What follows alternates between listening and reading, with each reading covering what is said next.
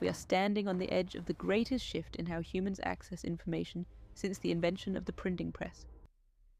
The traditional search engine, that messy, chaotic, and wonderfully democratic list of 10 blue links, is dying. In its place, we are being given the AI, a clean, confident, and singular voice that doesn't give us options. It gives us the answer. This convenience comes at an invisible existential cost. We are, as a society, agreeing to trade the material reality of primary sources for an abstract narrative. We are handing a small, unelected group of false rulers, the developers and corporations in Silicon Valley, the centralized power to define our shared reality. The AI becomes the only gateway to knowledge. The story officially and irrevocably replaces the truth. The death of the primary source. A list of search links is a list of evidence. It is a chaotic but honest invitation to do the work. You are the detective. You must click the news article, the scientific study, the obscure blog, and the dissenting opinion. You must weigh their material evidence and synthesize your own conclusion. This process, this friction, is the very definition of critical thinking. The AI answer engine is designed to abolish this process. It does the synthesizing for you. It hands you a single, polished, and unquestionable block of text, the collapsed probability point. The AI itself becomes the primary source. The dissenting opinion is never shown. The contradictory evidence is collapsed into oblivion, deemed a creative tangent, not suitable for a factual answer. We will no longer be detectives. We will be a passive audience, a herd waiting to be told what to believe. The centralization of truth. This shift creates a frightening centralization of power. In the past, to control history, you had to control every library, publisher, university, and newspaper. It was a difficult, material task that required immense resources. Today, you only need to control the fine-tuning of a few dominant AI models. The bad actor developer or the constructionist ideologue we've worried about is no longer a rogue agent.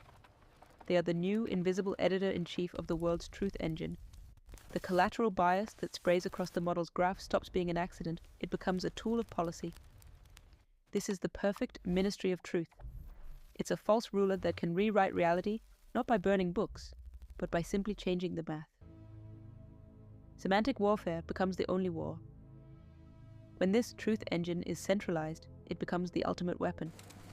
Why drop a bomb on a nation's infrastructure when you can fine-tune its population?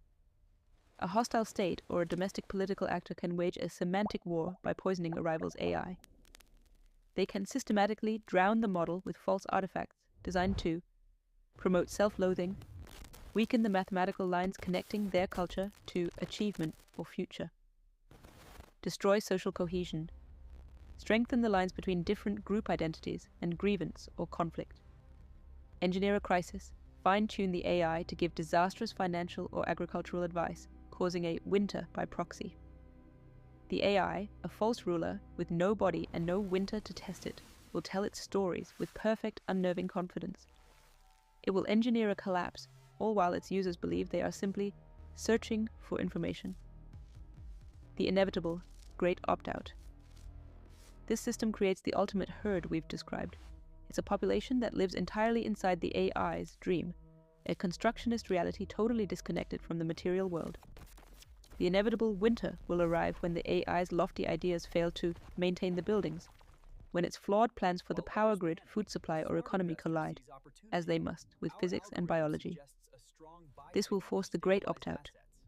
It will create the true digital divide, not between the rich and poor, but between the herd that trusts the single answer and the individual actors who disavow the group stampede.